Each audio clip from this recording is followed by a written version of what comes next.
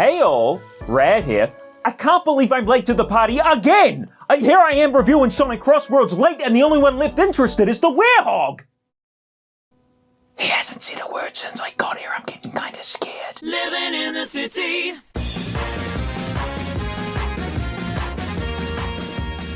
It's like a roller coaster.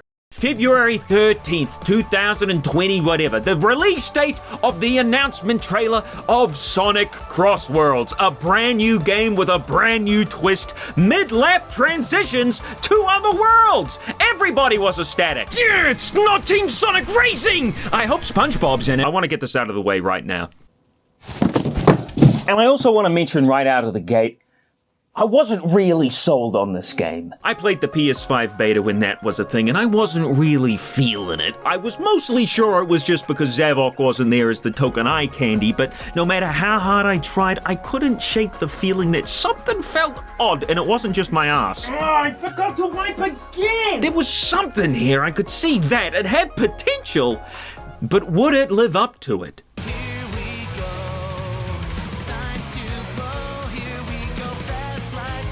Oh my god, yeah! The game is a heckload of fun. But $70 US fun? Fuck yeah! Hey, where else am I gonna learn to recycle? I despise waste! The biggest surprise I had during my time with the game was just how much I liked the music.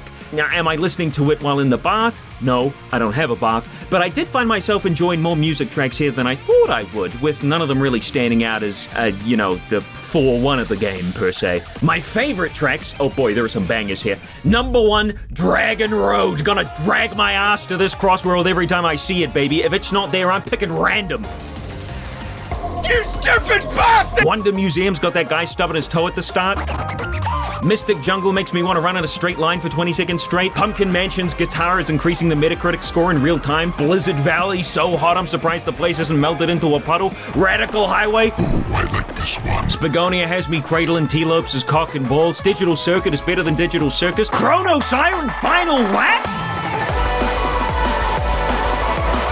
Raddy-likey! This is a great OST, and I don't just say that because Sam's menstruation station has a fucking gun to my head. Even the lobby theme's great for a bit of relaxation before your next race.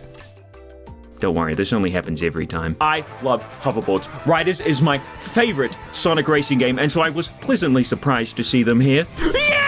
But where's Minecraft Steve? I only ever pick the hoverboards. Yes, they're pretty much just an alternate skin for the cars, functioning exactly the same with some stat adjustments. But hey, turn on auto acceleration and you're halfway there. Halfway to heaven. Sure, when I'm using them, I can't see past my character's frontal back because the camera's lodged up their anus, but I don't need to see what's coming up ahead. Zavok's sweaty back is all I've ever needed. Driving on land is good.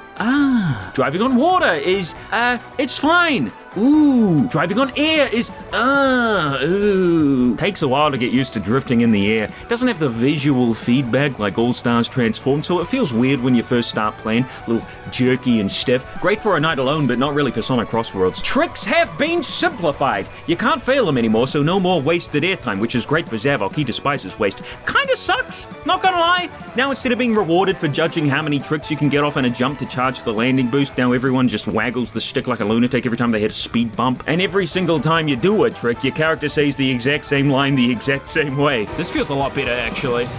I will admit. Whoops. Whoops. Whoops. Oh, shoot! I forgot how to count past 1. 1 and 2 and 3. All right, thanks, Amy. Don't let anyone catch you playing as Rouge. Oh!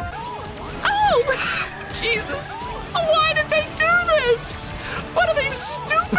One thing with the tricks I've had trouble with is consistency. Sometimes you're wiggling for your life after a jump and nothing happens for the first second, and then other times you're just trying to move to the left and Zavok does a sick kickflip off a 2-inch bump in the road. And it's hard to discern what tricks you're gonna do. I thought it was based on what direction you're moving the analog stick in, but a lot of the time it feels totally random. For some reason they put tricks on both the right and left analog stick, but only tell you about the left, meaning some stupid people, couldn't be me, will be using the left stick for tricks, wobbling all over the place in the air, when you should be tricking with the right stick and maneuvering your vehicle with the left, because you do have a little bit of aerial control. wish I could turn off tricking with the left stick, but you can't. I guess to keep the trick simple for simple people. I just like rubbing the knobs. If you want technical mechanics, though, thankfully they are still here. You can make your experiences rewarding for skillful players you like, thanks to the gadget system. Get a speed boost for skillfully grabbing rings. Become invincible for a short period by skillfully charging adrift to level 4. Charge adrift faster by skillfully snaking along the ground. Get a bigger boost by skillfully letting go of drift right when the bar fills up. Get more rings by skillfully equipping the Get More Rings gadget. Go faster. Skillfully. They're not all winners. The gadget system is great.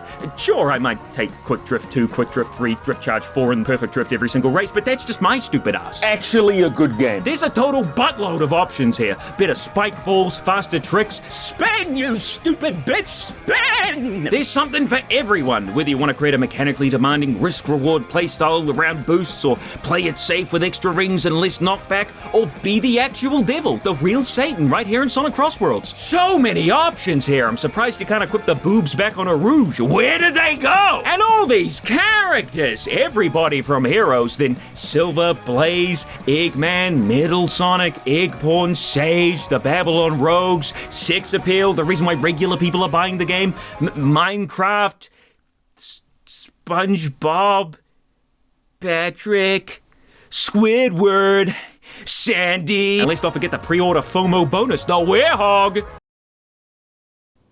Is he supposed to say something? Unfortunately, I feel like we're kind of missing out on the more niche characters, the only one here really being Sage. I was really hoping for weirder characters like Chip, Maria, Marine, Black Doom, and yes, even you, Infinite. Half the characters' lines are just calling each other weak, so that'd be funny to see. You're weak, Infinite. Having all the main characters from Sonic is great. It's by far the best roster in a Sonic racing game we've ever had. Not that there's much competition, but this is CrossWorlds! Where's Nate Morgan? What's great is that all of these characters interact with one another in single-player Grand Prix with the new rival system, where each set of characters have unique and interesting dialogue for one another. Dad, you know I'm gonna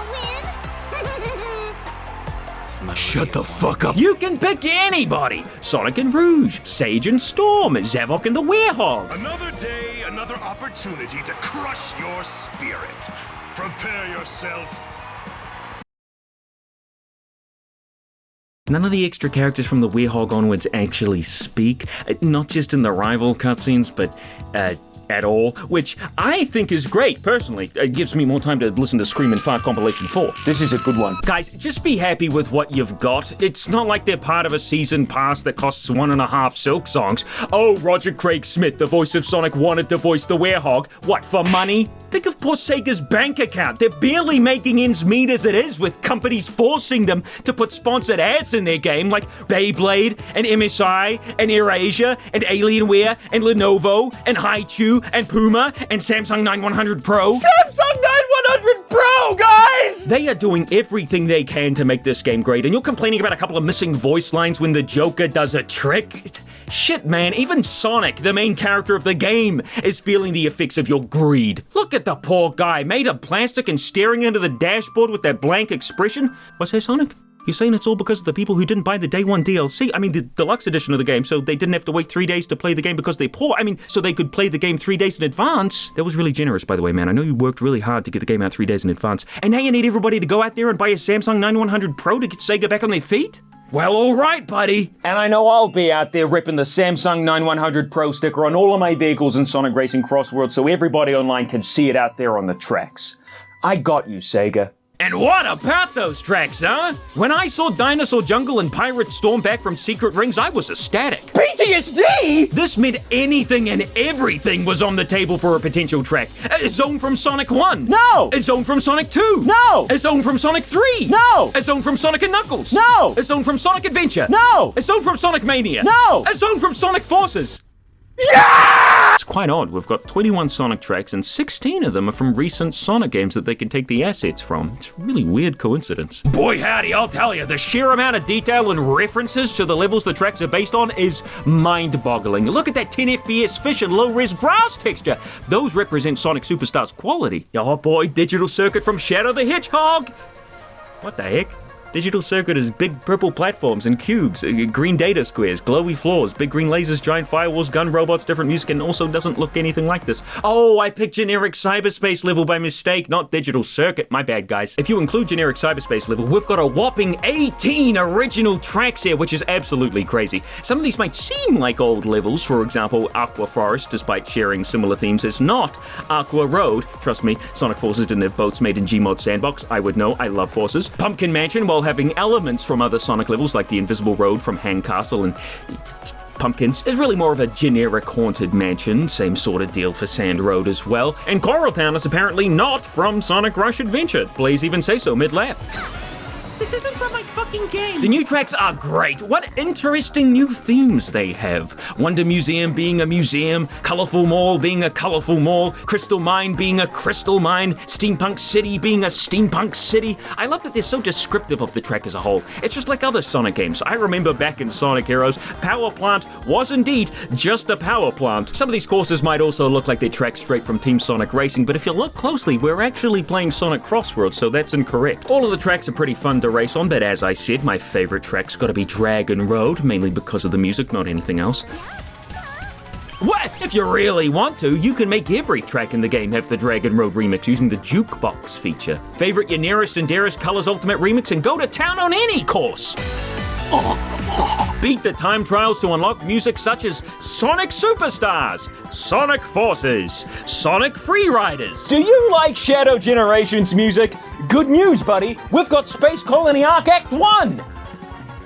And kill yourself. No music from Sonic 1, Sonic 2, Sonic 3, Sonic Heroes, Shadow the Hedgehog, or Crush 40 at all, but thank God the Origins menu theme is here. I was worried for a second. Man, there's so many options here, you'll be thinking you're in the options menu! But funnily enough, that menu's barely trying. Gee whiz, it's a little lacking, gonna be honest. Only 2 frame rate options? And nothing higher than 60? I get you don't want the 4 FPS chow crowd to stand out any more than it already does, but that Gmod ship has sailed, man. Get with the times! Not that it matters, the human eye can't see past 30 FPS anyway. Here you can also alter the button prompts apparently, but I must be doing it wrong because nothing's changing. Well, apart from the triggers up there, but having a whole option for changing button prompts but it not changing any of the face buttons would be the most stupid thing I can imagine. So again, I must be messing something up. So to summarize, every single problem I had with Sonic Racing CrossWorlds only affected me, and I should just stop nitpicking so much. So I give it a 10 out of 10. Even from the very first teaser trailer, Sega knew exactly what I wanted out of a Sonic Racing game, and they delivered. Yeah, it looks cool and all, but I can't help but feel like it's missing the Samsung 9100 Pro. Also, guys, please join my Patreon. You can get lots of cool stuff, and I really need the money. Thanks.